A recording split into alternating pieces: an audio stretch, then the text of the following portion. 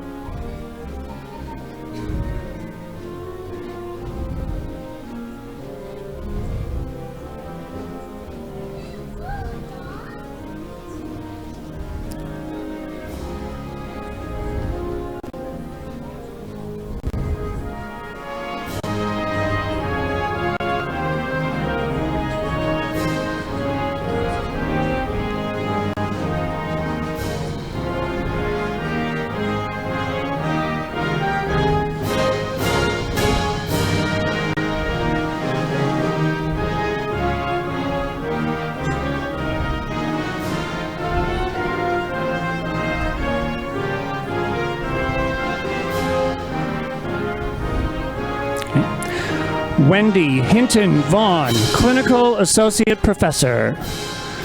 Matthew Timko, Academic Technologies and Outreach Services Librarian and Assistant Professor. Meredith Stange, Director of Legal Writing. David Rosenfeld, Assistant Professor. Michael Oswalt, Assistant Professor.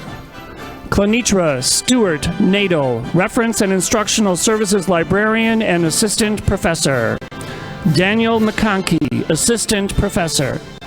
Amanda Nolascono, Director of Admissions. Colleen Baraka, Clinical Assistant Professor.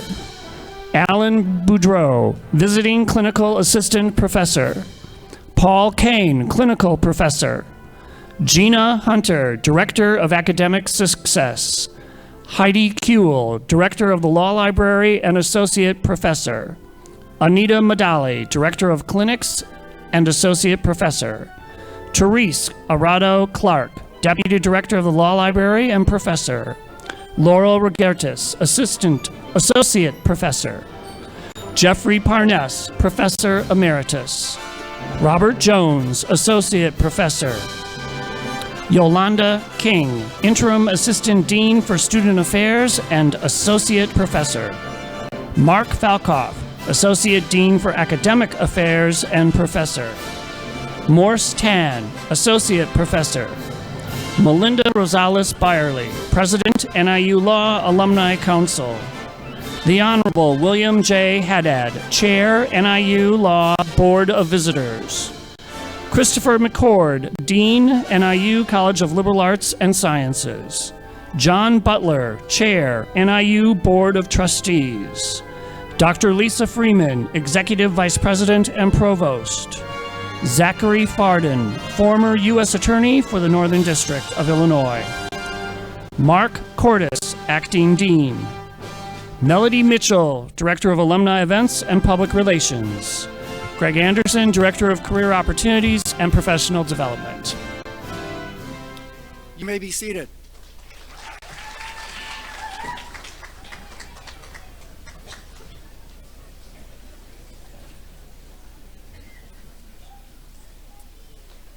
Good afternoon.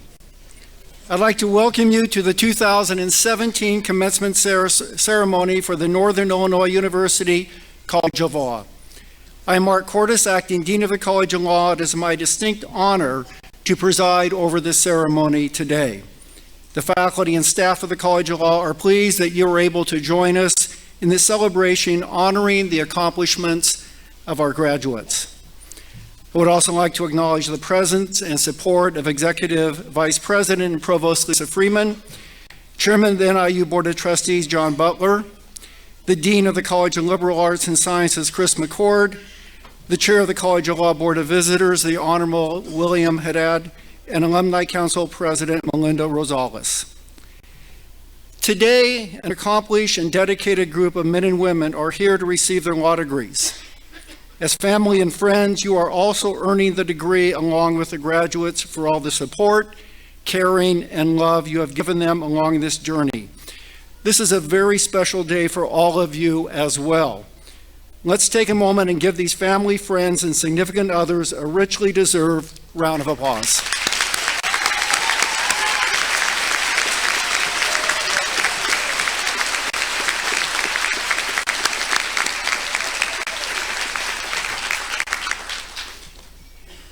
You will notice that some of the graduates will be wearing cords of different colors. These cords are meaningful to our graduates as they symbolize pride in their achievements. They symbolize pride in their achievements, their connections to the NIU community, and their affinity to other communities. The meaning of each color cord is noted in the back of the program. It is a special honor for me to preside over this commencement ceremony today for the class of 2017 because I have grown to know you in several different contexts. I had the privilege of teaching property to all of you as first-year students, in which we together navigated the elements of adverse possession, tried to decipher the meaning of a springing executory interest, and continually talked about property as a bundle of sticks. And in the 2 years since I have had you in property, I've had many of you in a number of other courses. I've also had the privilege of seeing you in a different perspective, which is as dean, and I've come to appreciate you even the more seeing you from that view. Your support of me in the law school the past several years have made my job easier and much more enjoyable than it might otherwise have been. Through these 3 years, I've come to know you as a class that is smart, focused, dedicated, and yes, a class that likes to have fun on occasion. But more importantly, I've come to know you as a class that supports each other, that looks to the common good, a class that defines success not only in terms of what you can accomplish individually, but also what you can accomplish together. and I hope that you will carry that quality with you as you move forward, not only in the weeks ahead as you prepare for the bar exam, but also as you begin your varied careers. That you continue to support and be there for one another, and of course that you would be there for the NIU College of Law. And I know this for certain, the College of Law will be there for you. Class of 2017, it has been an honor knowing you both as a professor and as a dean, and I look forward to continuing our relationship for many years to come. It is now my distinct honor to introduce our commencement speaker for today, Zachary Farden. Mr. Farden served as the United States Attorney for the Northern District of Illinois from 2013, when he's appointed to the position by President Barack Obama until March of this year. As United States Attorney, Mr. Farden was the top federal law enforcement official for the Northern Illinois region, covering 18 counties with a population of about 9 million people. He led an office of more than 150 exceptional attorneys that was widely recognized for numerous significant investigations and prosecutions involving international terrorism and terrorism financing, public corruption, corporate fraud, violent crime, narcotics, and gangs. In his capacity as U.S. Attorney, Mr. Farden was also the driving force behind a number of anti-violence initiatives, working in partnership with federal and state law enforcement agencies. Among these was the Project Safe Neighborhoods, a federal anti-gun violence initiative with the Chicago Police Department, the Bureau of Alcohol, Tobacco, Firearms, and Explosives, and the Cook County State's Attorney's Office. His office also played a major role in the Department of Justice's year-long probe into the Chicago Police Department. And since stepping down as U.S. Attorney, he has been an outspoken advocate for reform of Chicago's system of justice and for the need to address what has been the long-standing neglect of many of Chicago's poorest and most underserved neighborhoods. Prior to his appointment as U.S. Attorney, Mr. Farden served in various positions, including Assistant U.S. Attorney in Chicago, where he tried several high-profile cases, including the corruption trial against former Illinois Governor George Ryan. From 2003 to 2006, he served as first U.S. Assistant Attorney for the Middle District of Tennessee in Nashville. And in 2007, Mr. Farden became a partner at Latham & Watkins, a large and highly regarded national law firm. There he chaired the litigation department for the Chicago office, focusing his practice on white-collar defense and complex business litigation. Whether in private practice or in his numerous years of public service, Zachary Farden represents the best of what it means to be a lawyer and how to use the privilege of a law degree to serve the public good. Mr. Farden, it is an honor to have you here today as our speaker.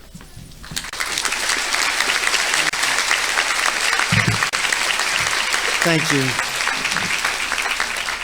Good afternoon, everyone. Thank you, Dean. Thank you, Provost. Thank you, Board of Trustees. Most importantly, congratulations, Class of 2017. I'm so honored and excited to be with you today. This is a big day. You are going to walk out of here pretty soon with a degree that reflects all the hard work that you just put in and the promise of great things ahead. So cheers. That was a very kind introduction by the Dean, but one fact that he kind of glossed over was the reality that I was wide open to be your speaker today because I'm unemployed. A couple of months ago, the President of the United States decided to fire me. And I'll admit I was bummed about that. I love my office. I miss it every day. But there are upsides. For example, I'm on season 4 of Vikings, which is not as good as the first 3 seasons, but is still pretty strong. And I've been catching up on Family Time and on the movies. And speaking of which, I want to pose your first ethics question as new lawyers. When you go to the movies, let's say 10:30, 10:45 in the morning, and there's no one there, it's just you, your popcorn, Boss Baby on the silver screen, is it unethical to put your feet all the way up over the seat in front of you? It's just something I've been struggling with lately, hopefully not an issue you'll ever have to address in your careers. So the rest of you will forgive me. I am going to address this group sitting up front. Graduates, I expect that some of you have a job in hand and a start date on the horizon and a clear vision for your future, but others maybe not so much. Maybe you don't have a job just yet. Whether you do or not, maybe you don't have a clear vision for your future, who you want to be as a lawyer. Well, I want to tell you a story, and it's my story, and I do that at some risk because it's a little bit of a faux pas as a commencement speaker to step up here and just talk about myself. But when I was thinking about you and your big day today, I thought about where I was and what I was thinking 25 years ago when I sat in your seat, and that led me to 3 pieces of advice that I would like to offer you, and I hope that by telling my story, it'll give context to you for understanding why I choose those 3 pieces of advice. So I'll try to mitigate the faux pas by doing this as quickly as I can. I am from Knoxville, Tennessee. I was the youngest of 4 kids. I went to a small high school. I was not a serious student in high school. I managed to squeeze into Vanderbilt for college because that was much, much, much easier to do back then than it is now. The main reason I went away to Vanderbilt rather than staying home and going to the University of Tennessee is I was afraid that my mom would move into the dorm with me. If I went to UT, Vandy at least was 3 hours away from where I grew up. I had a great time in college, but like a lot of folks, I graduated with no clue what I wanted to do. I'd actually majored in German, and so right after I graduated, I got a work visa. I spent 4 months waiting tables at a restaurant in Frankfurt, Germany, and then I traveled around Europe for a bit. I will assert my Fifth Amendment rights on all of the details about the rest of that experience. When I was down to my last dime, I flew back home, I moved back in with my parents, and I decided to take the LSAT. I had no idea whether I really wanted to go to law school, but I knew it would at least keep my parents off my back for a while. And so literally the day after I took the LSAT, I pulled the ultimate rudderless 21-year-old move. I got in my car and I drove nonstop by myself to Colorado. I pulled into a random ski town, got out, found a newspaper, and got a job at a ski shop that afternoon. I then spent the entire ski season in Colorado. Again, I'll take 5 on the details. The one productive thing I did while I was out there was go ahead and apply and got into law school. And then came what, in retrospect, for me was a seminal moment in my life. If you're a parent or hope to someday be a parent, pay attention to this part. I called my folks from Colorado and I told them that I thought I wanted to go to law school, but was going to defer so I could spend another year or 2 in Colorado. My dad didn't miss a beat. He said, "Zach, we love you. We support you in that decision, but just know this. If you go to law school this year, we'll pay for it. If you wait, you pay for it."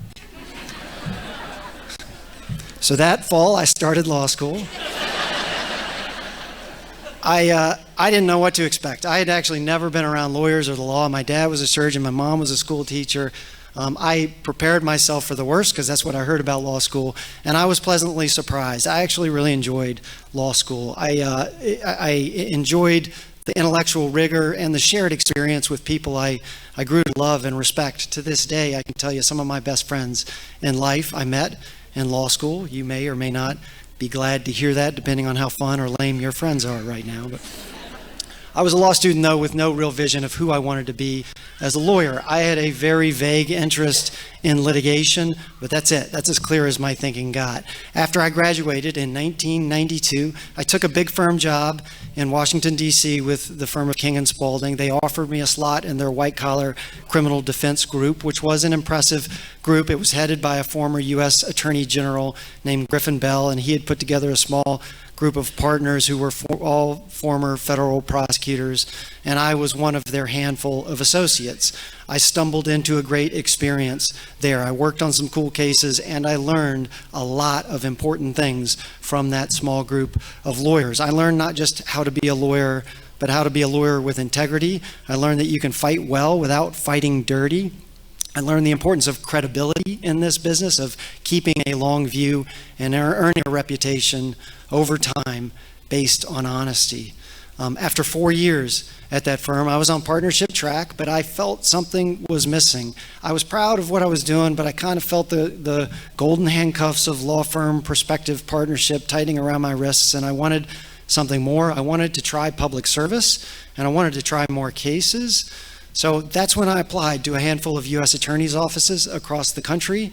This was in the mid-1990s, and at the time, the Department of Justice was in a hiring freeze. And in the meantime, I had a friend from law school who was working as an assistant public defender at the Metropolitan Nashville Public Defender's Office, and he encouraged me to come down and take a look, and I did. And I met with the head public defender in Nashville who talked to me about the rewards of public service, and then he kindly offered that I could work myself to the bone in the most emotionally wrenching public service job on earth in exchange for a 300% pay cut.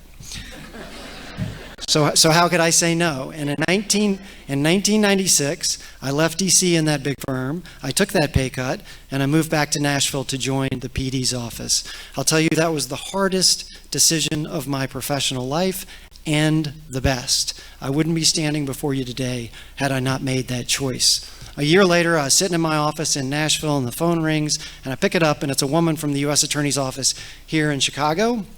She told me DOJ had lifted its hiring freeze and that the Chicago U.S. Attorney's Office was going through the stack of resumes they had pending and came across mine. She had called the number in D.C. and they had given her this number. She asked where I was, what I was doing, and if I was still interested in the U.S. Attorney's Office. I will tell you, I took a very hard swallow. I worried that the U.S. Attorney's Office in Chicago would frown on a decision to leave a prestigious D.C. firm for the trenches of public defense in Nashville, Tennessee. Well, I was wrong. That summer, 1997, I flew to Chicago to interview with the U.S. Attorney's Office. That was the first time in my life I had ever set foot in the city of Chicago. I did not know a single person in the city of Chicago.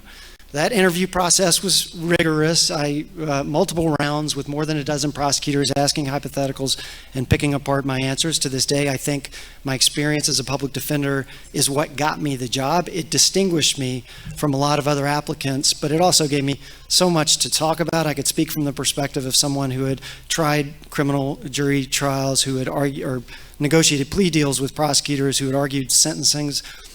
And I was someone who knew firsthand what it meant to represent indigent criminal defendants, often drug addicted or with serious mental health issues, and almost always facing the fight of their lives.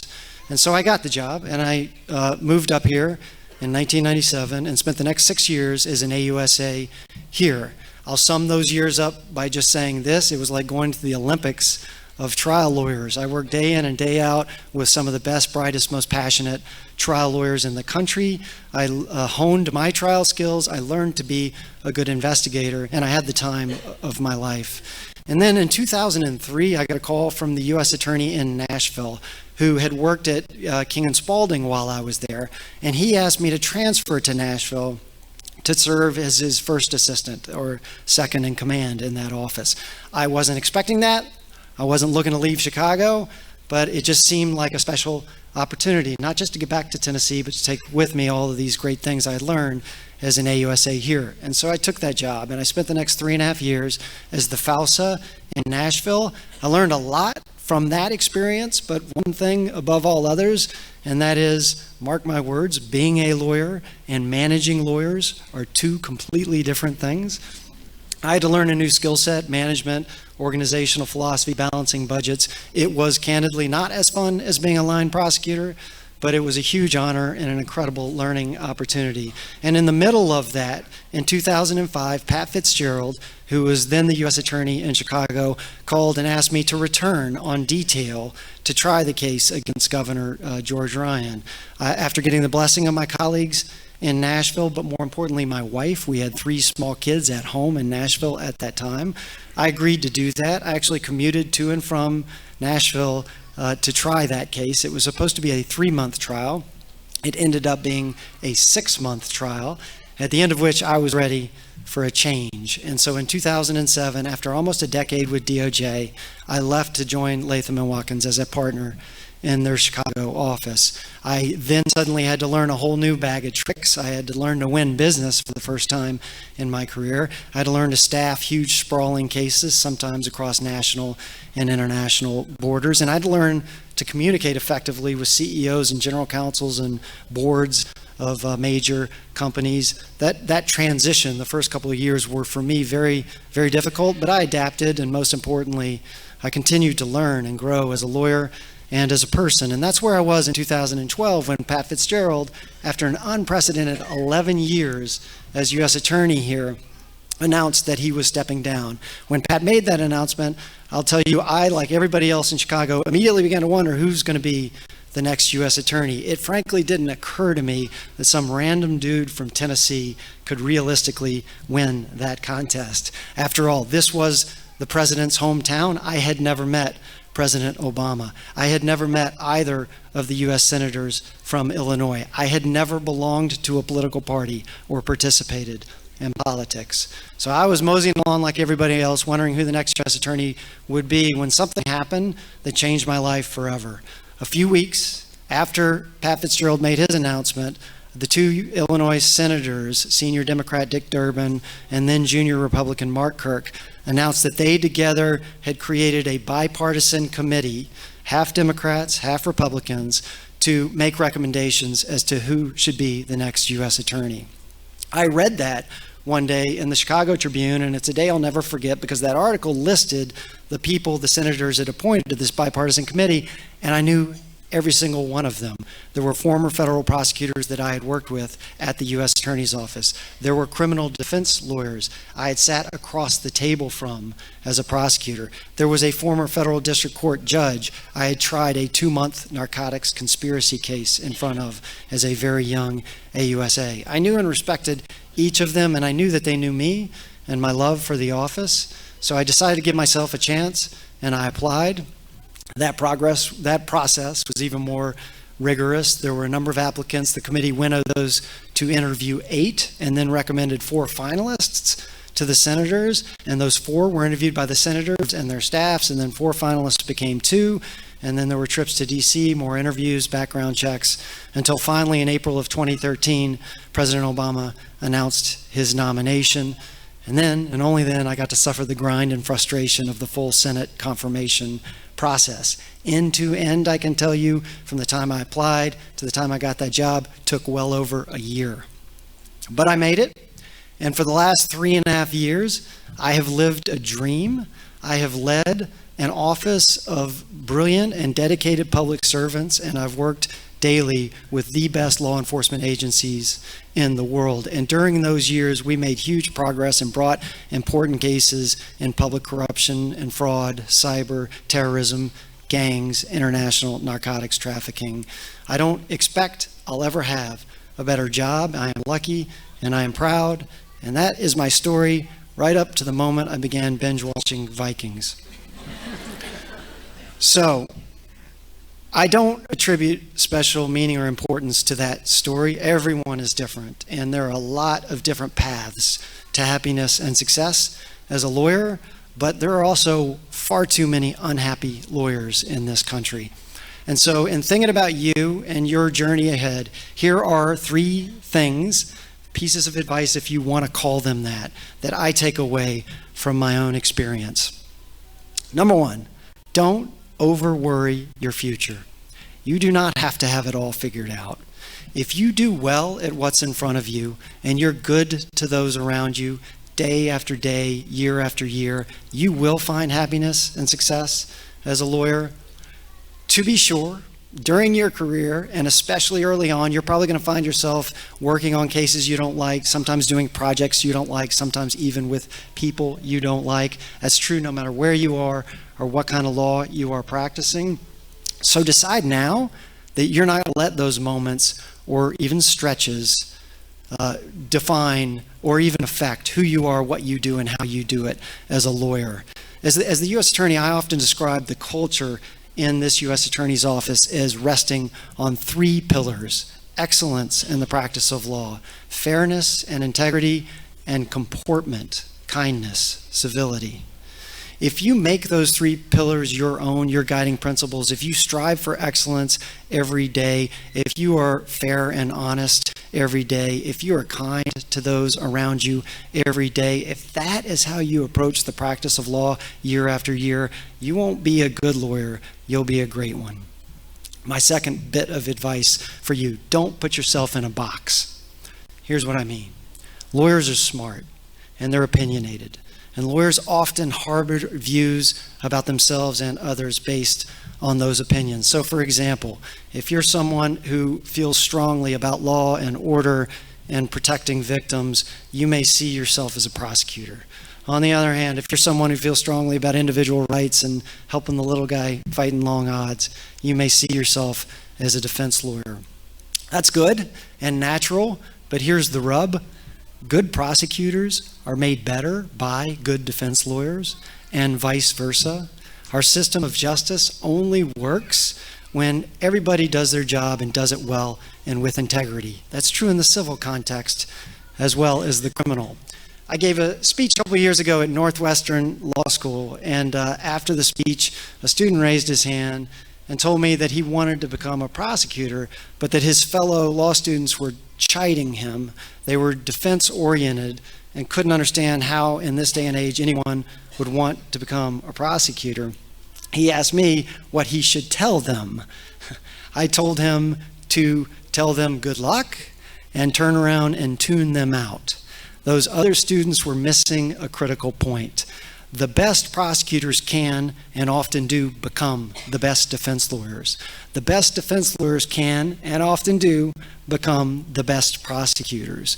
Great lawyers can get up and walk around the table and change roles at any time. And that is not because they don't have moral bearing or don't believe in anything. It's the opposite. They believe in our system of justice, and they know that our system works best when each and every participant plays his or her role with excellence, with integrity, and with respect. And so great lawyers have constant empathy for others in the system and constant circumspection about the critical importance of every participant in that system. Even outside of our legal systems, I think that kind of empathy and circumspection is more important today than ever. Our country is polarized, red and blue, Democrats and Republicans, conservatives and liberals. Those camps can be useful and important to a point, but that point is the moment at which people in them become so hardened and entrenched that they don't take the time or dedicate the energy to understand the other side's views. It is a blessing to feel passion. Nobody should abandon their values or principles. Empathy toward those with different views and circumspection about how those different views affect, plug in, interplay with your own will make you better and stronger at achieving the things that you believe in, both in and outside of the practice of law. My third and final piece of advice for you: never underestimate the power you have to impact the world around you. It is easy, especially during difficult times like now, to feel cynical or even futile about changing, fixing some of the tragic problems that we as a society face. There is evil in the world. You don't have to look back past this week for a couple of atrocious terrorist attacks overseas. Terrorism, human trafficking, senseless murders. I saw all too much of that kind of evil as the U.S. Attorney. I think back to 2015 when a 9-year-old boy was taken into an alley on the south side of Chicago by 2 grown men and assassinated, shot in the head, as retaliation against the boy's dad, who happened to be in a rival gang. So yeah, there is evil, but my experiences have also convinced me that evil is not the greatest threat to our society. That title doesn't go to evil, it goes to apathy, to the failure to act. Good in this world far outweighs evil. It's apathy that makes the contest close. In the 18th century, there's an Irish statesman, philosopher named Edmund Burke, who said, quote, "The only thing necessary for the triumph of evil is for good men to do nothing." 2 centuries later, Dr. Martin Luther King Jr. said that the greatest tragedy of his time was, quote, not the strident clamor of the bad people, but the appalling silence of the good people. I have, over the last 3.5 years, spent a good bit of my time and energy studying the violence epidemic in Chicago. When I was asked to resign a couple of months ago, on my way out the door, I wrote an open letter offering some candid takeaways. As I said in that letter, Chicago's crime-ravaged neighborhoods on the south and west sides have been sorely neglected for decades. The reasons for that historic run of neglect are rooted in ugly truths about power and politics and race and racism that are a tragic part of our national and local history and heritage. Because of those ugly truths and the neglect they brought, those neighborhoods stand rot with poverty and inadequate schools, businesses, jobs, and infrastructure. For many kids growing up in those neighborhoods, there is a sense of hopelessness, a belief cemented very early in life that they're not worthy of higher education and that they'll never get good jobs. Gangs and guns are everywhere, and gangs fill the void created by that hopelessness. They teach kids at a very tender age crime and violence, and in exchange, they provide kids with money, with protection, and with a sense of belonging. That's the long-term reality and challenge in Chicago when it comes to the gun violence epidemic. That's been Chicago's ugly truth now for decades. Law enforcement has a role to play, and we need to do better. That, for me, is what our investigation of the Chicago Police Department was all about, looking for ways to improve and ensure that our police officers have the training, the supervision, the resources, the culture they need to succeed in fighting violence. But law enforcement is only a piece of the puzzle. There is a competition happening in those neighborhoods that we as a society are losing. Gangs are competing for kids, 7, 8, 9-year-old kids. And the gangs use money and music, they use guns and protection, they use social media, and they use love, a sense of belonging. We are not effectively pulling at the other end of that rope. To be sure, there are some good people, clergy and teachers and not-for-profit workers working hard in those neighborhoods, but those folks are outnumbered and underfunded and not consolidated around a plan or vision that effectively competes with the gangs. And so literally generations of kids in those neighborhoods have been lost to that competition and this cycle of poverty and violence. Our collective failure to fix that is not rooted in evil, it's rooted in apathy. We as a society have to do better pulling at the other end of that rope. We need to show these kids a pathway to self-identity and success other than gang life and affiliation. We have to provide safe places and safe networks and educational support and job opportunities. And we need to market to these kids through social media and using sports, games, art, music, any opportunity for belonging. Those neighborhoods on the south and west side of Chicago are one example, just one context. There are places everywhere that need good people to step up and do good deeds. There is poverty, there is hunger, there is violence, there is discrimination, there is abuse all around us every day. There are people who need help. You now, as lawyers, have the ability, the power, in my view, the responsibility to help.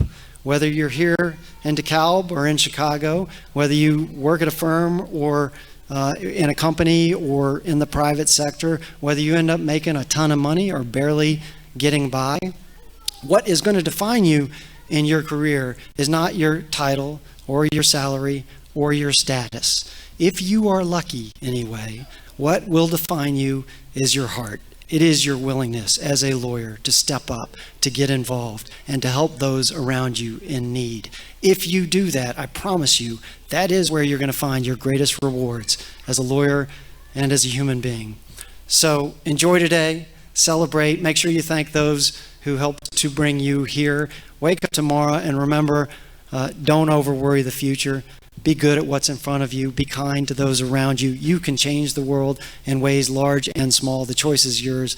The world is out there waiting for you. I quoted 2 philosopher kings already. I'm closing with a third great line from a Dave Matthews Band song. The future is no place to place your brighter days. Go get them, class. Thank you for having me.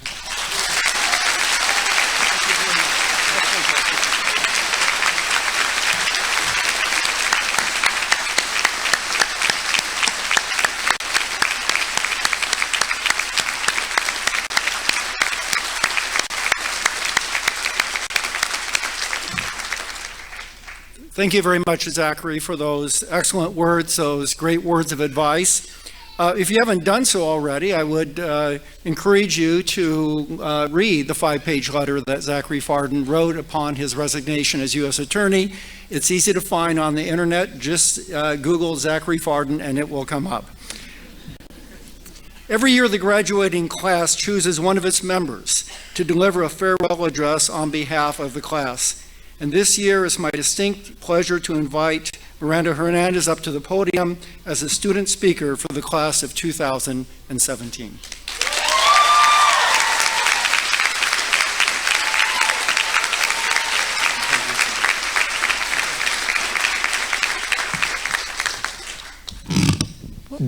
Move this down. Thank you, Dean Cordes and Mr. Farden, esteemed faculty, classmates, family, and loved ones. We made it.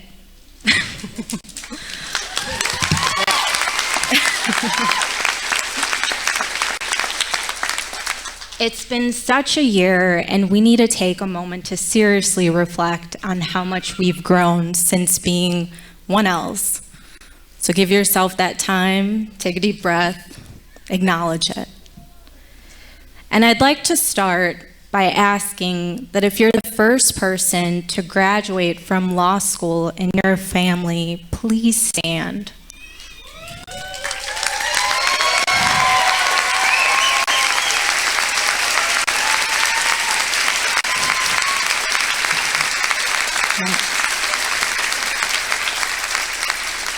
So we've been in good company. Admittedly, when it came time to crafting this speech and thinking about what I would like to say, it was a humbling thought process because I thought of all of you, my classmates, my colleagues, and I thought, what could I, this 25-year-old law student, fresh graduate, possibly have to say to such a talented and experienced group of people? And a very special person to me constantly tells me that confidence is key. So I'll do my best to capture who the class of 2017 is, exactly who we are. And the word that stands out to me in describing us is resilient. And what I mean by resilience is how we've carried ourselves through the challenges that we've encountered in our lives to bring us here today to get this diploma. And between thinking about the shared moments in the classroom and a few good times at Molly's, I thought, wow, we're also really lucky. We're a part of an environment that not only fosters a solid legal education, but friendship and collegiality. You ask any student, and the resounding response is that our student community is what makes NIU College of Law, NIU College of Law.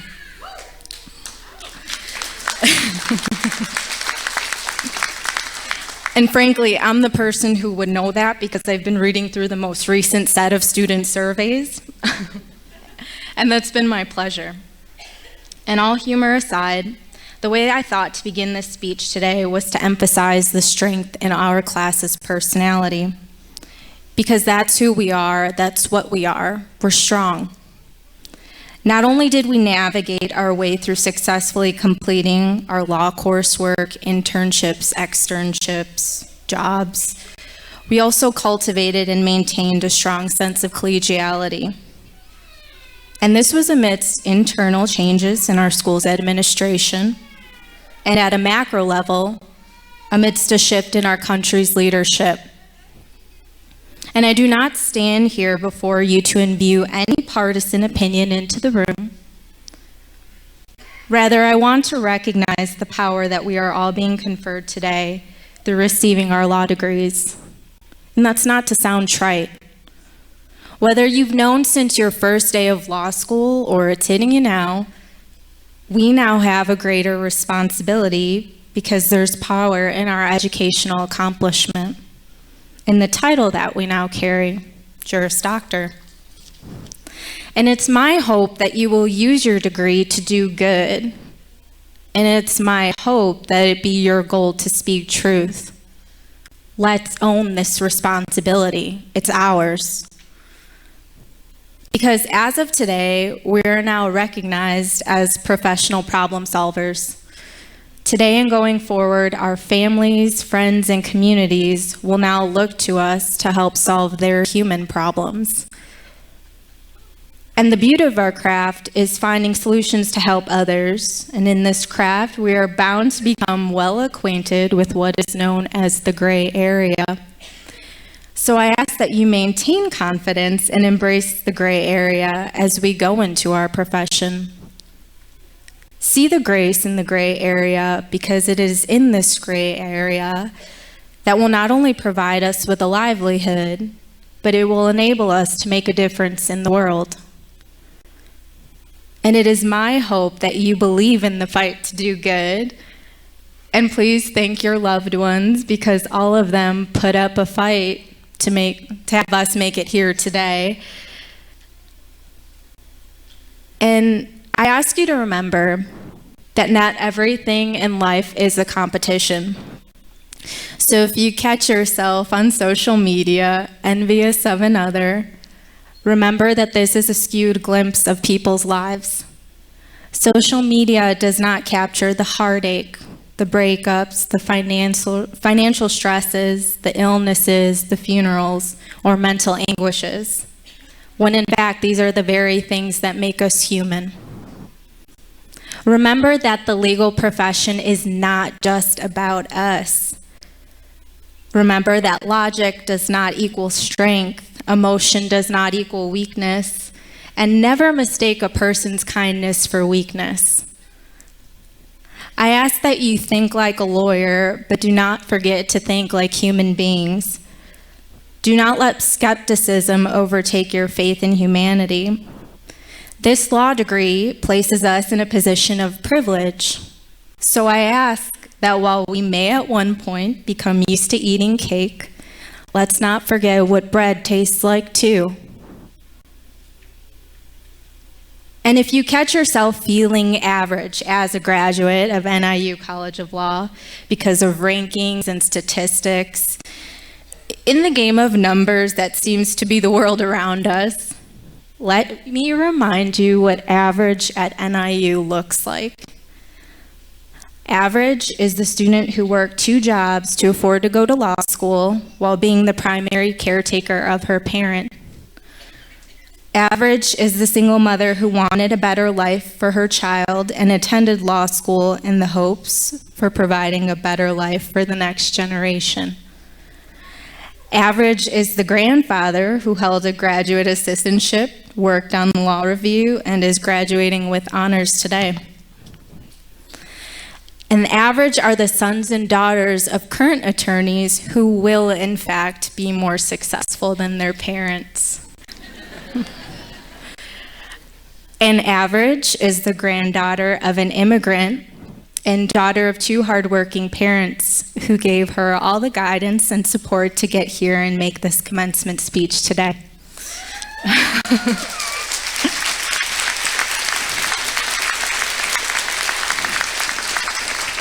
Mom and Dad, you both never lived through me. You've always allowed me to make my own choices. And in raising me, you inspired me to carry a love for the law, a love for justice, and a love for life. So thank you for that.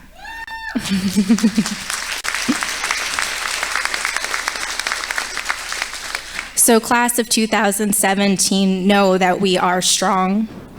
Average at NIU means that you aren't just given opportunity, you fight for it.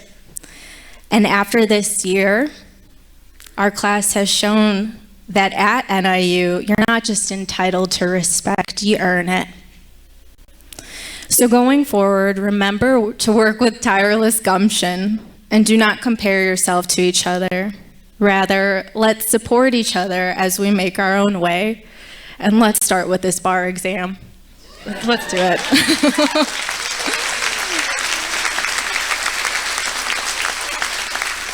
Because we can hustle today for a better tomorrow. That's who we are.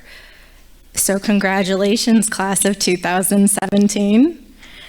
I look forward to seeing you in courtrooms, boardrooms, and one day maybe even Congress. You all are my hope. Carry on.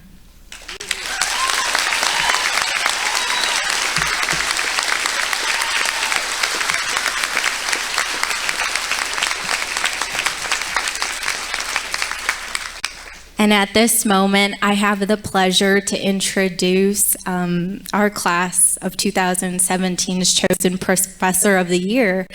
And just a quick word about Professor Robert Jones. This professor has set forth an unselfish dedication to his students. We all know that. He has talentedly taught the law to the class of 2017 in a quick and memorable way. And he's done so without an ounce of intellectual elitism. Professor Jones, your approachability is unparalleled, and I'm so thankful to have had you as a professor, a moot court coach, and a mentor.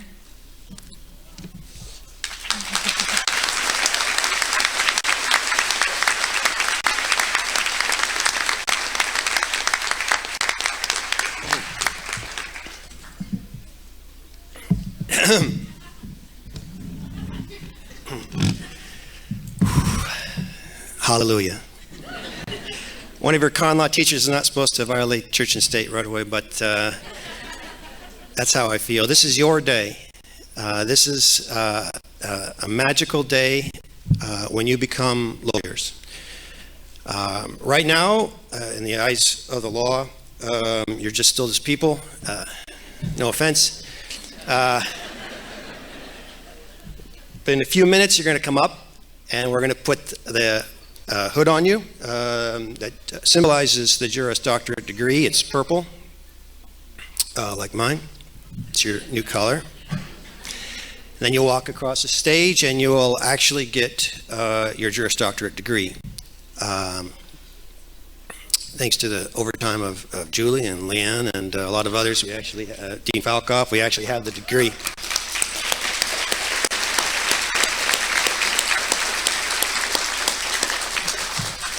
You actually have the degree, and then the real magic moment comes a little bit after that.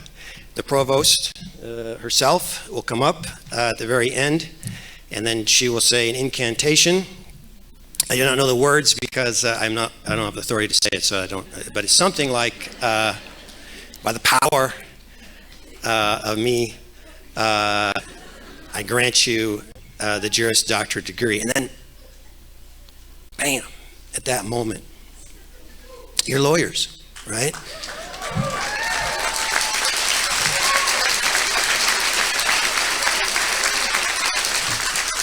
You can go on and pass the bar and become attorneys, but today is the day you become lawyers. The rest of your life, and even longer, we can carve JD after your name on your gravestone, if you like.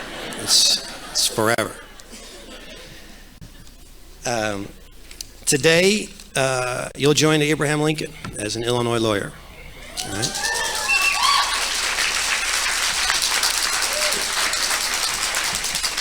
It's a tremendous honor, and you deserve it. As lawyers, you're going to occupy positions of trust. Right? Your clients are going to trust you, sometimes with their lives, and society is placing a lot of trust in you by giving you this degree today.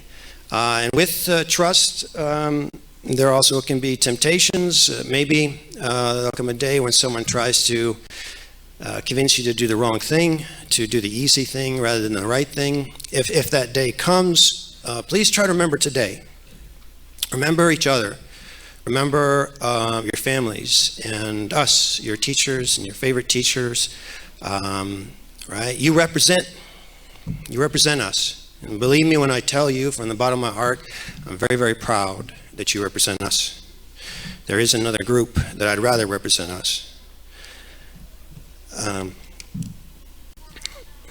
You've earned our faith in you. It takes courage to graduate from law school. It takes persistence and a lot of talent and a lot of character. If anyone tries to get you to doubt yourself, don't. Remember today. Remember our faith in you, that you've earned and that we all have in you.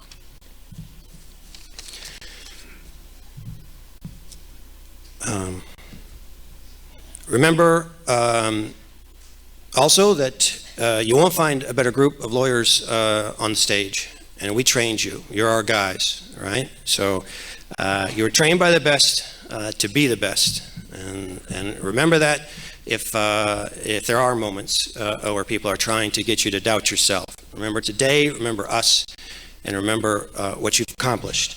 So one last movie quote. This is sorry. All right, this is this is truly my last chance while you're students. Don't ever let somebody tell you you can't do something. Not even me, all right? You dream, you got to protect it. People can't do something themselves. They want to tell you you can't do it. If you want something, go get it, period. That's Will Smith, The Pursuit of Happiness. All right, okay. All right, so remember you're Huskies, all right, like me and like the rest of us. So as we finish up, lawyer to lawyer, all right, we're equals now, right? I'm jumping the gun by about an hour, but at the end of the day, we're lawyer to lawyer. So you can continue to call me Jones if you want. That's fine, or Professor if you want, but you can also call me Robert, right? It's up to you. We're equals, and I'm glad to be your equal, right? It's been my honor and certainly my pleasure to work with you and share my life with you over the last 3 years. All right. My commitment to you began on the day you first arrived here, but remember, it doesn't end here today as you graduate. My commitment to you goes on as long as I'm around. To paraphrase Stephen Decatur, right? This is to my students. All right, may you always be right, but right or wrong, my students. You know where to find me. Right? I'm proud of you, 2017. I'm proud of what you've accomplished. I'm proud of what you're going to accomplish. And I'm certainly proud of who you are. God bless you, and congratulations.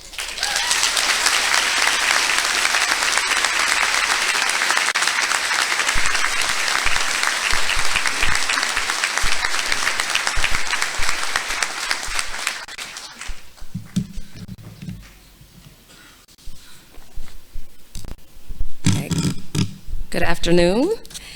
It is my pleasure to announce the names of those graduates from the class of 2017 who are receiving Academic Achievement and Excellence Awards.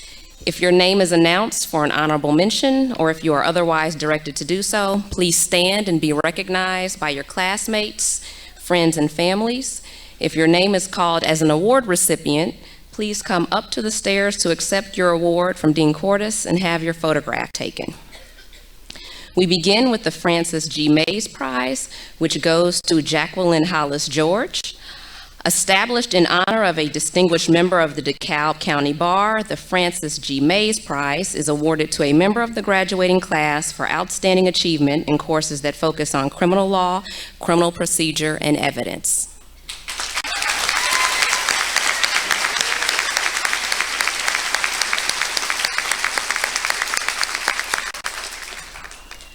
The Brian and Tamara McGuff Prize is awarded to Matthew Cole. This prize is made available through the generosity of Brian McGuff, a 1990 alumnus of the College of Law, and goes to the member of the graduating class who has done the most outstanding work in the sequence of corporate courses.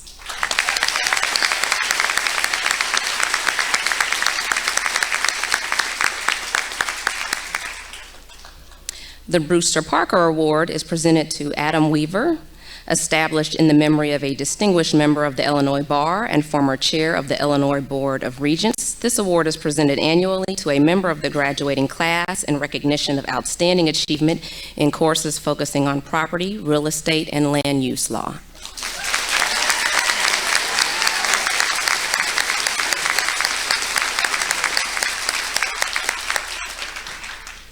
The Helene and Edward Fioretti Award is presented to Ashley Davis. The Helene and Edward Fioretti Award was established to honor the parents of Robert Fioretti, a member of the class of 1978. It is given each year in recognition of outstanding achievement in courses that focus on professional responsibility and ethics.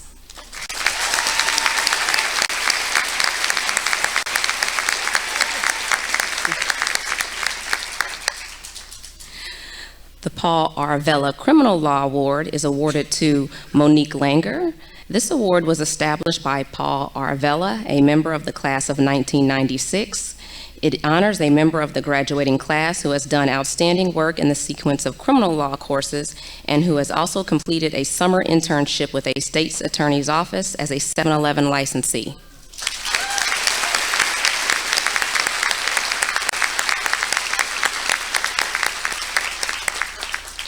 The 2017 Clover Family Award goes to Brian E. Wilson.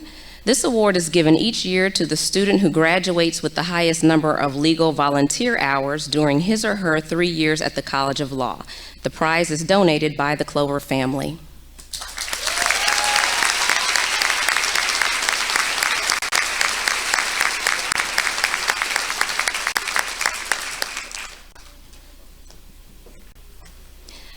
The Edward F. Diedrich Award is presented to Alejandro Quatley. This award is generously provided by the Constantino Law Firm and is presented to a graduating student whose community service demonstrates a strong interest in protecting the civil rights of the underprivileged members of our community. The award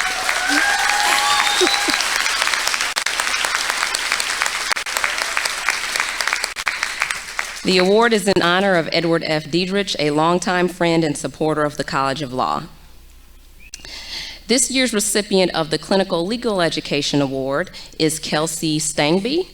CLEA is a national organization advocating for clinical legal education as fundamental to the education of lawyers. Among the criteria for the award are excellence in the fieldwork and seminar components of clinical coursework, determined in part by the quality of a student's performance in assisting or representing individual clients or in undertaking group advocacy or policy reform projects.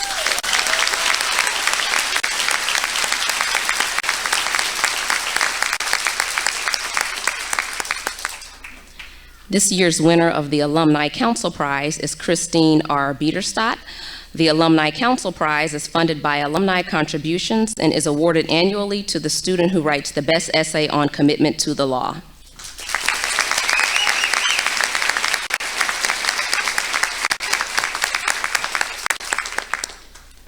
The next awards have already been given out, but the dean and faculty also wish to honor these achievements here today.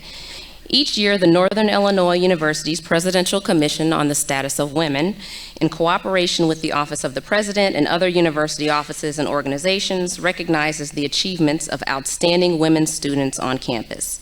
Eligibility for the awards is restricted to graduating women students, and selection is based on criteria that include departmental and university leadership roles, community involvement, goals and aspirations, academic performance, and obstacles overcome in pursuit of education.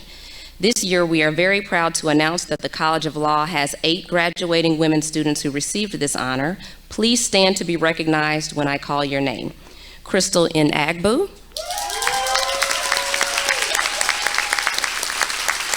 Ashley Davis,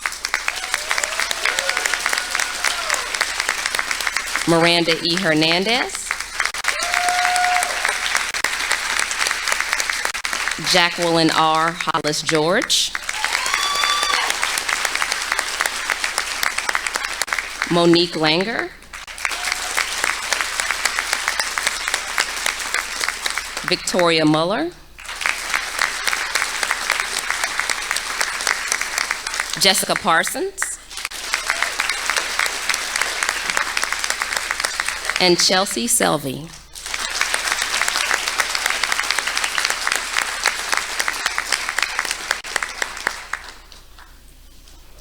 The remaining awards were determined by vote of the dean and the faculty.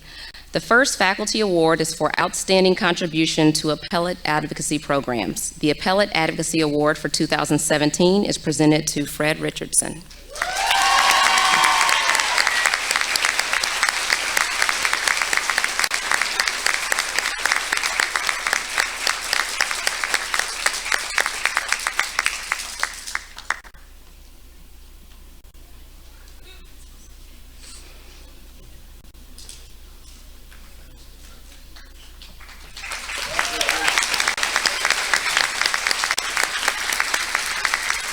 The dean and faculty also voted to recognize those members of the graduating class who have made an outstanding contribution to trial advocacy programs.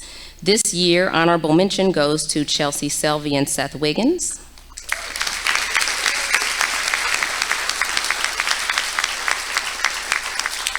The 2017 award for outstanding contribution to trial advocacy is presented to Marjorie J. Kuda.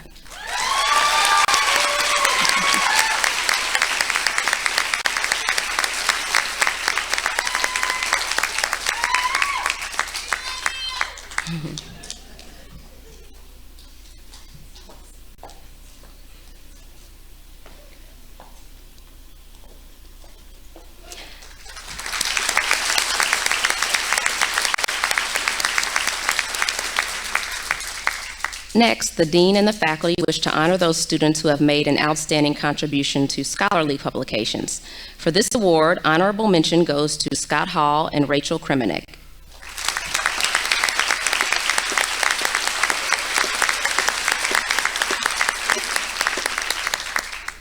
The 2017 honor for outstanding contribution to scholarly publications is presented to Zachary J. Bach.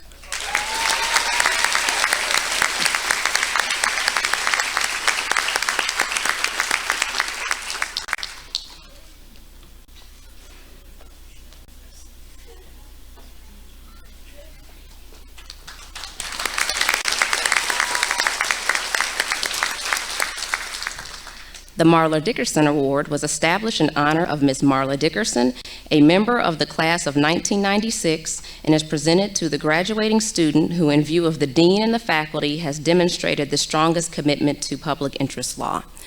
The recipient of the 2017 Marla Dickerson Award is Hanik E. Conhide Zamora.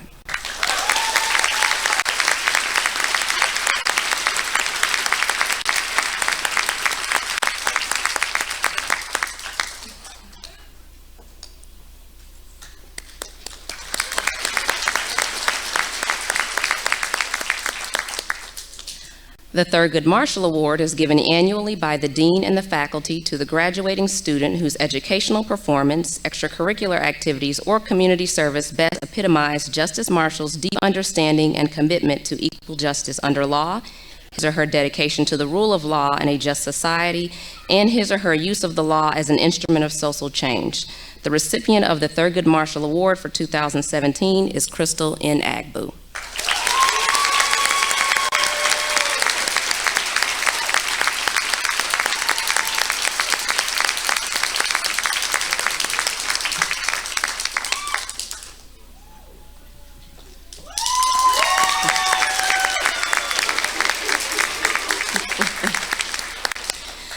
This year, the dean and the faculty wish to present a special award to the graduating student who has continually demonstrated her care and compassion for all members of the law school community.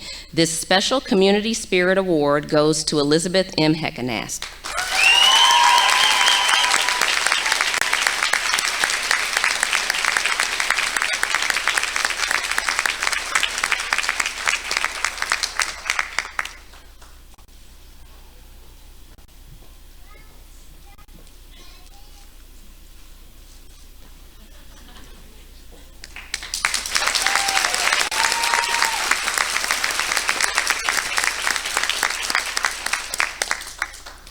The dean and faculty also wish to honor the member of the class of 2017 who has made an outstanding contribution to the College of Law community. This year's award for outstanding contribution is presented to Miranda E. Hernandez.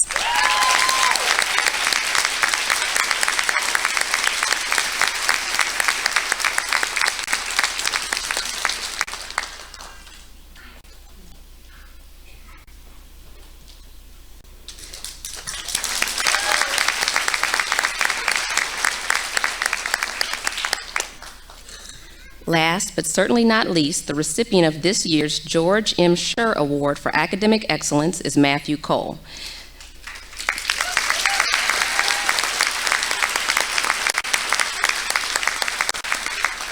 This award is given by the dean and faculty of the College of Law to the member of the graduating class with the highest grade point average for the 6 semesters of study leading to the Juris Doctor degree.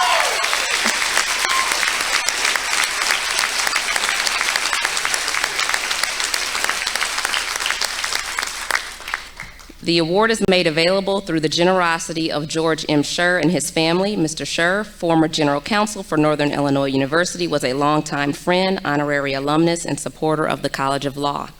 Please join me in congratulating all of our award winners one more time.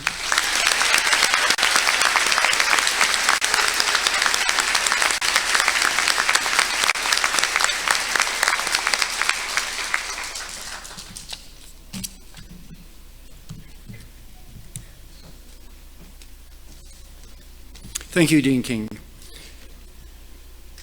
We now direct our attention to the most important introductions of the afternoon, the members of the class of 2017. The candidates will advance one by one to be individually recognized and receive the symbol of the hood from NI College of Law Associate Dean Mark Falkoff and Professor of the Year Robert Jones. After all the candidates have been hooded and recognized, Vice President and Provost of NIU, Lisa Freeman, will then finally confer upon the graduates their degrees. With the first row of candidates, please stand and move toward the stage. Greg Anderson, will you call the roll of candidates, please?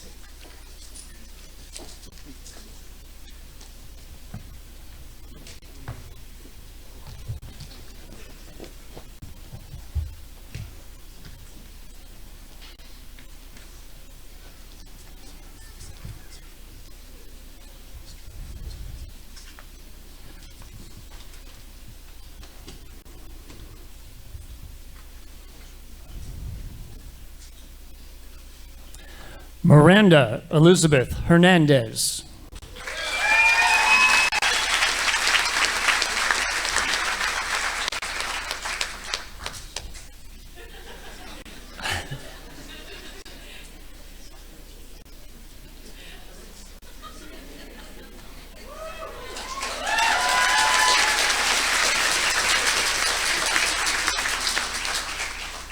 Crystal Nkiruka Agbu.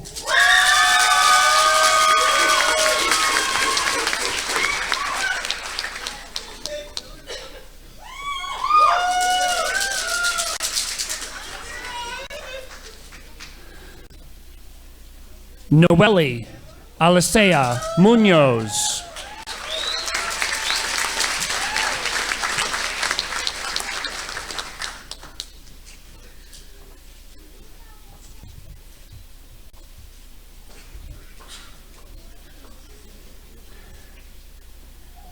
Tate Joseph Anderson.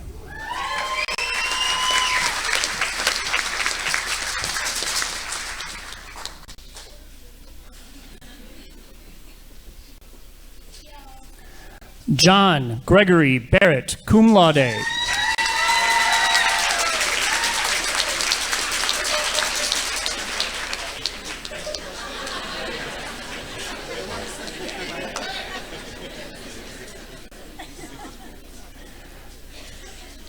Christine Rose Biederstadt, magna cum laude.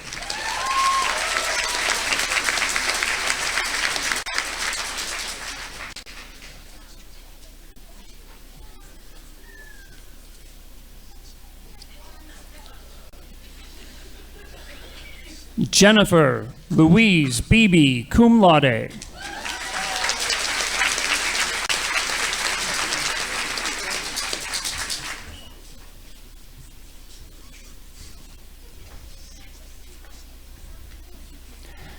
Zachary John Carroll Bach, magna cum laude.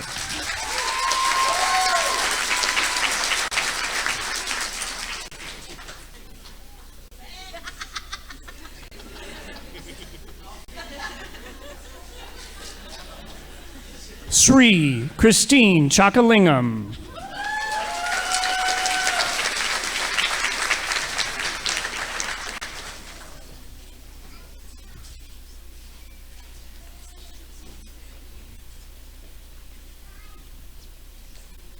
Evan M. Christensen.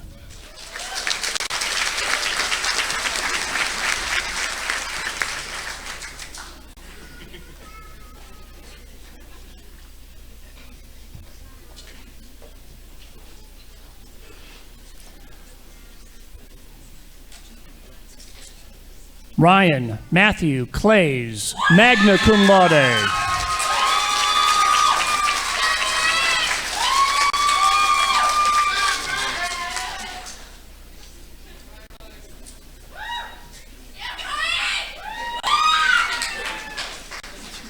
Matthew D. Cole, magna cum laude.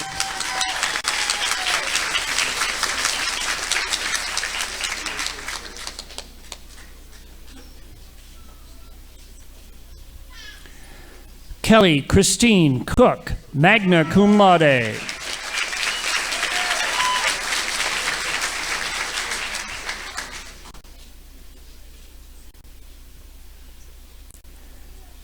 Christian M. Koppel.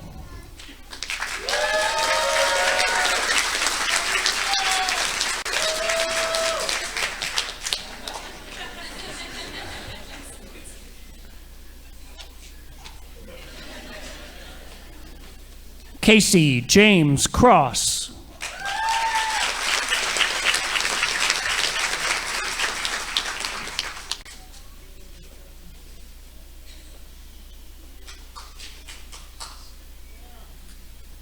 Alejandro Kuatli.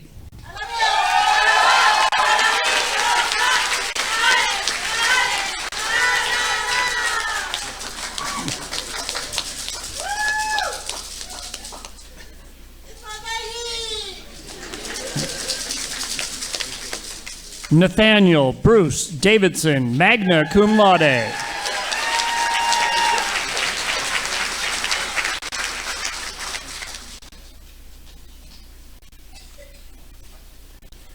Ashley Renee Davis, magna cum laude.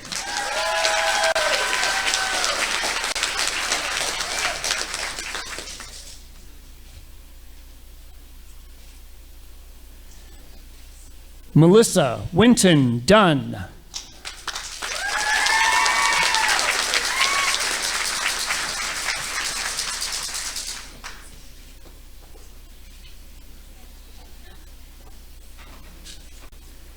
Heather Ann Eckert.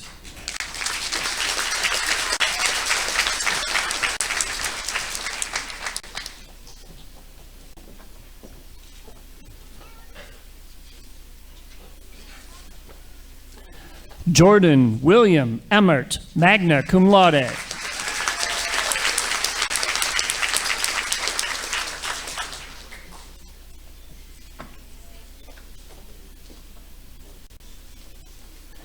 Nicholas David Frisella.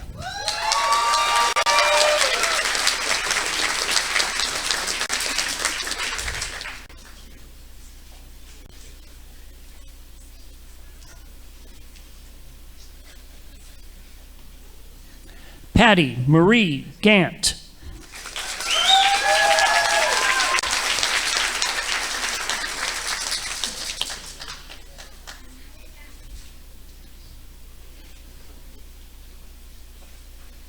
Brett Joe Green.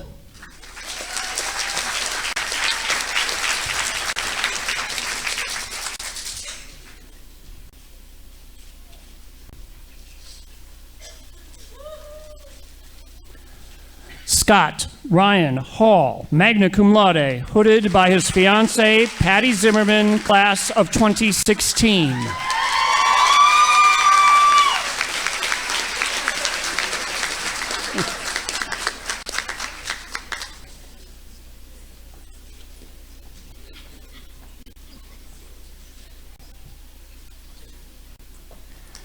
Joseph William Haynes.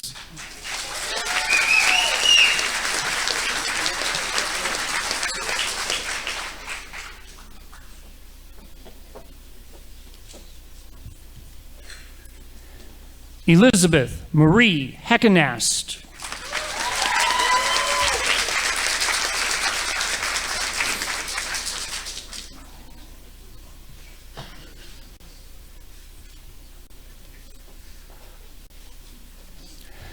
Cassandra Rose Hirth.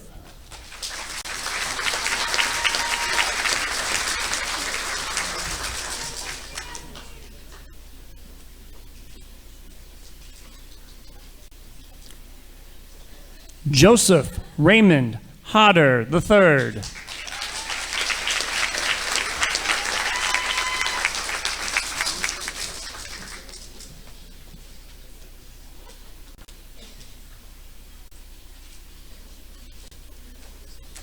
Jacqueline R. Hollis George, magna cum laude.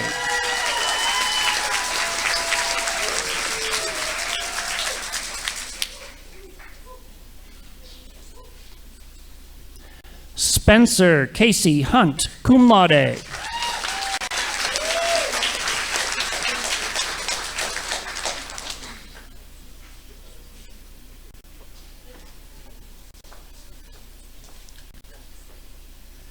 Hanak Eduardo Canais Zamora.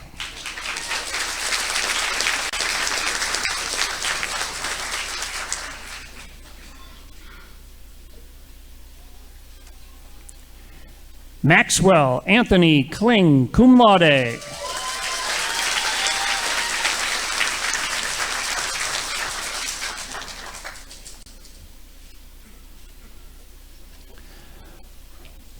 Rachel E. Kremenek, magna cum laude.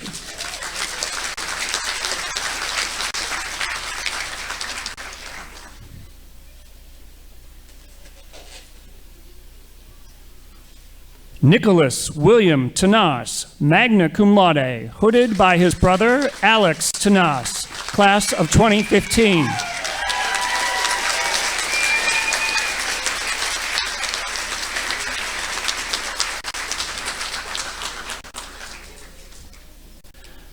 Marjorie Josephine Kuda, cum laude.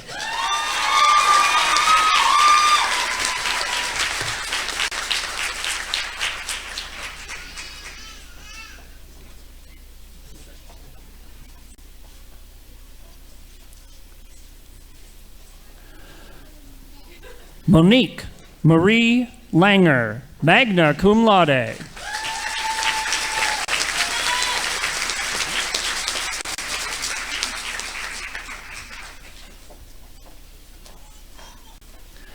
Ryan Ralph Lee.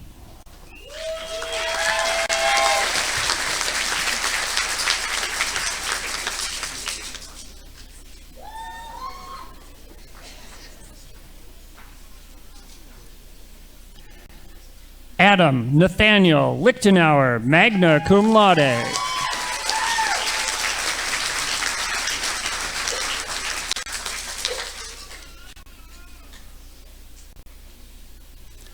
Ryan Michael Lowe, cum laude.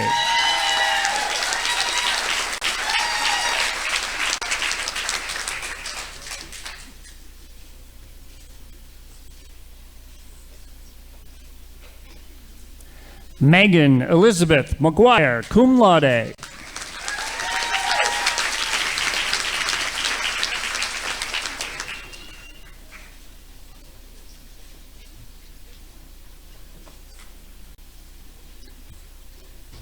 Kelly Ann McKay, cum laude.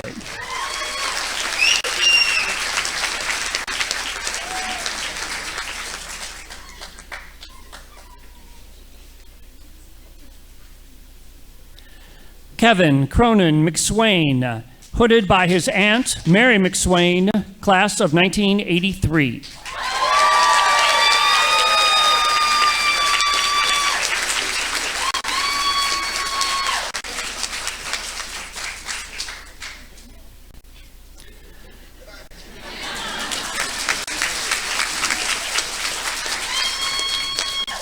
John Hudson McWard, magna cum laude.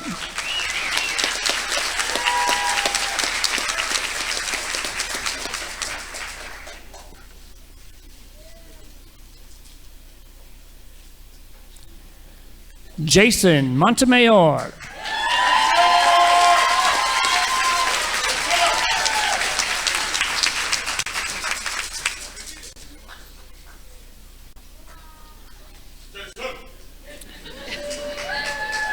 Austin T. Moore, cum laude.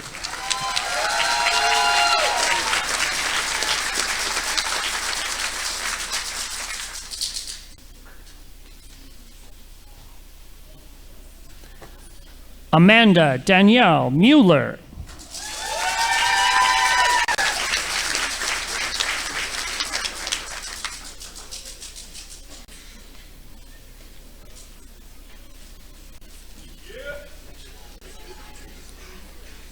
Victoria Therese Muller, magna cum laude.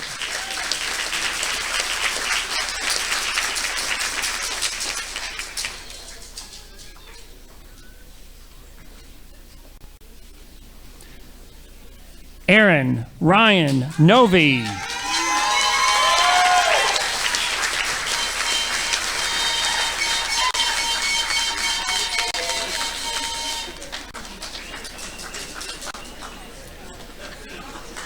Nicole Page, cum laude.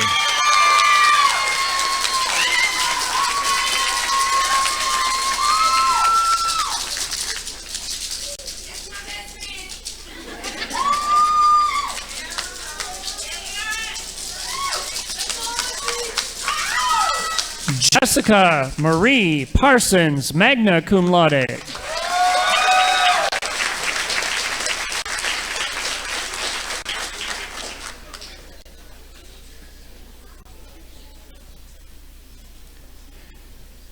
Candace S. Patrick, magna cum laude.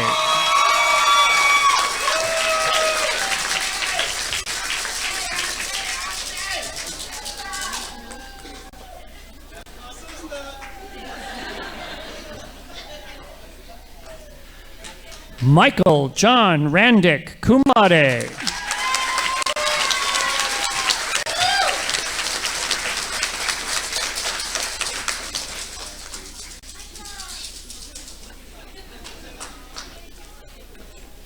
Fred Richardson III, cum laude.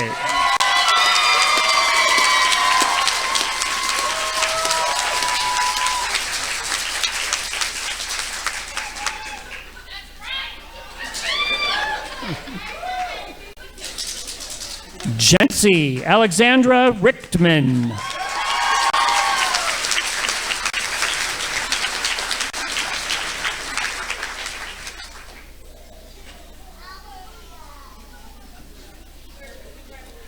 Randall William Rolfsima, magna cum laude.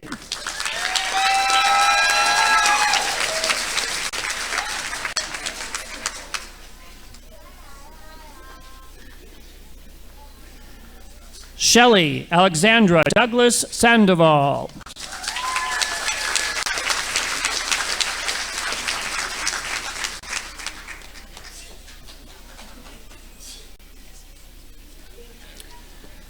Chelsea Rose Selvey, magna cum laude.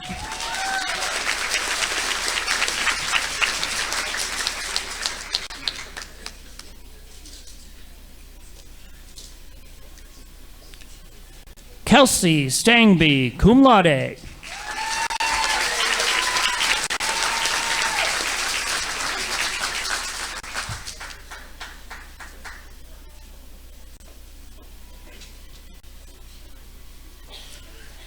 David J. Strayhorn.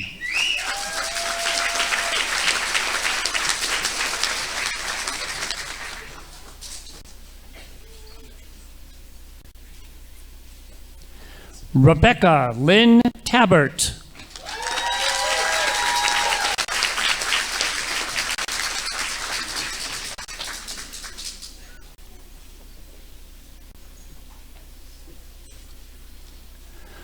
Anushi H. Trivedi, cum laude.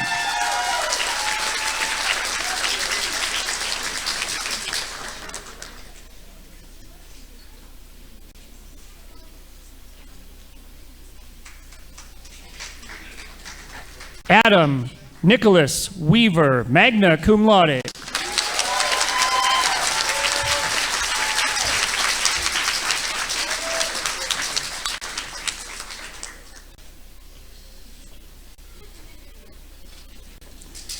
Seth Daniel Wiggins, cum laude.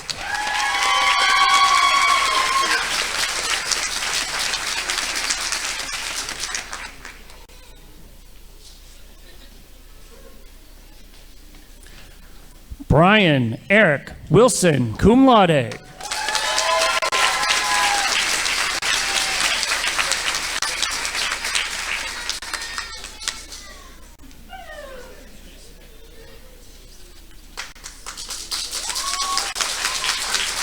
James F. Zanaid, cum laude.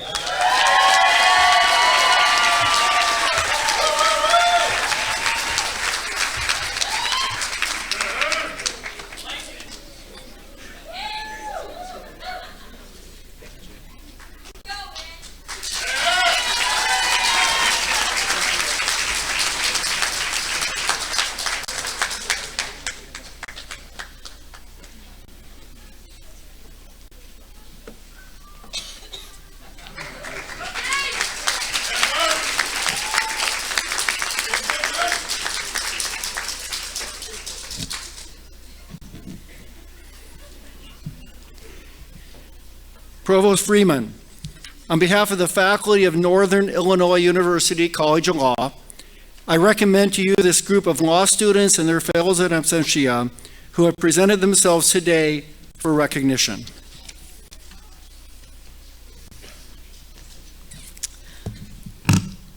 Good afternoon. This is the magic moment that Professor Jones referred to. Our commencement exercise today recognizes the academic achievements of the graduates of the College of Law and the preparation they have received to lead productive and useful lives as members of the legal profession and of society. Graduates, will you please stand?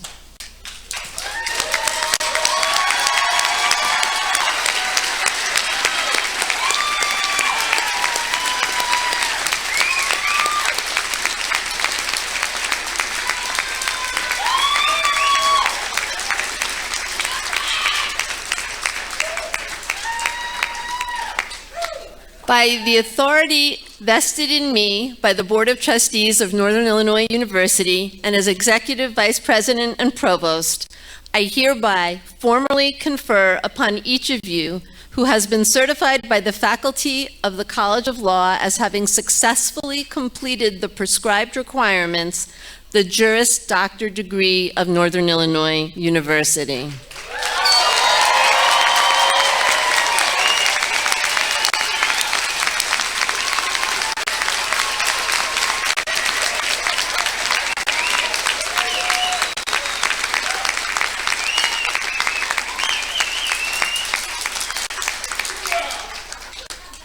You are vested with all the privileges and responsibilities appropriate to that degree, and at this moment become alumni of Northern Illinois University. Go Huskies!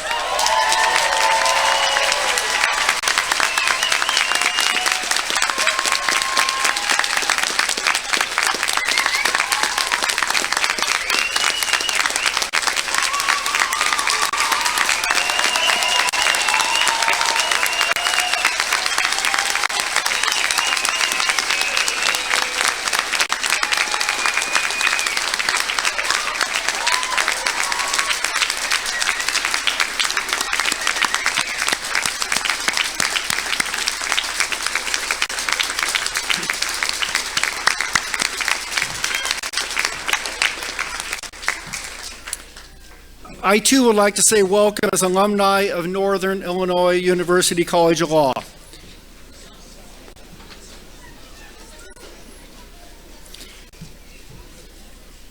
This is not the end of our relationship, but simply a new chapter, one in which we will continue to support you in your future endeavors, and we look forward to your support in the law school's mission. Remember, our doors are always open to you, and we hope to see you often. This brings to a close the 2017 commencement ceremony for the Northern Illinois University College of Law. You're invited to join us at a reception in the ballroom next door in that direction. Also, please feel free to walk across the street and take a tour of the College of Law and see where your favorite graduate spent the past 3 years of his or her life. Finally, I would ask that members of the audience stay seated until the platform party and the graduates have all had an opportunity to exit the auditorium. Thank you.